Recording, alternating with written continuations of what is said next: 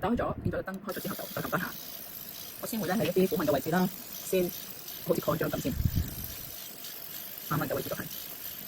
先用蓋章嘅方法啦，就將啲膠原蛋白咧打落去我哋嘅皮膚根部。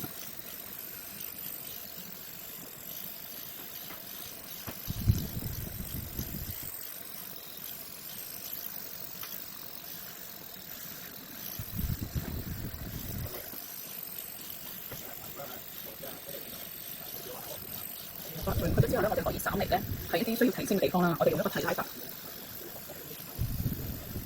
撐大概6至7行左右啦，去到平面嘅位置，我哋再翻嚟呢度2行、3行、4行、5行、6行。嗱，我哋可以行行到呢個位置，穿住兩邊，咁大概嗰啲面就完成。我哋行另外一邊都係用印嘅方法啦。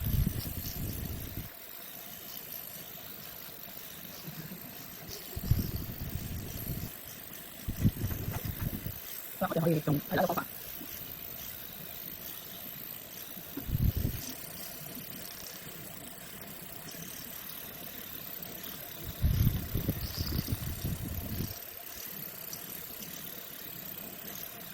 額頭嘅位置咧，感覺咧相對會大少少啦，咁我哋可以有少少嘅吊手啦，或者快速嘅印章嘅方法啦。咁針對呢啲火車紋啦，我哋就畫紋，我哋就係打豎去做嘅，係啦，打豎咁樣印啦。如果係針對呢個川字紋啦，我哋呢一個就會打橫咁做。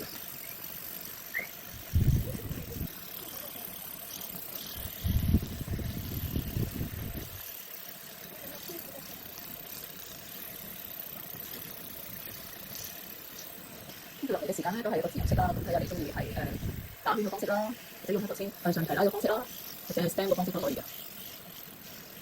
咁我眼紋咧就係經過咗打方法之後咧，我嘅眼紋都係淡咗嘅，眼袋位置咧都係明顯地淺咗嘅。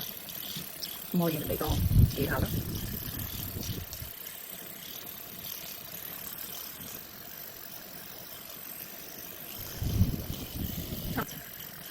咁我頸嘅位置咧，我呢邊頸咧嘅頸紋咧嚴重啲嘅，咁我哋就可以用印嘅方式啦，就喺頸紋呢啲位置咧打洞咁行啦。因為頸紋係打橫嘅，咁我哋就打洞咁樣行，打洞咁樣印上。咁雙下巴啦，咁我哋都可以稍微抬高個頭去做。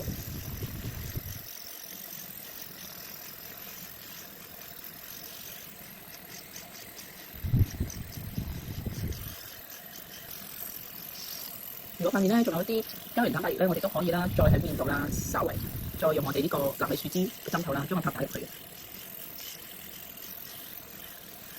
好嘛，再多少少。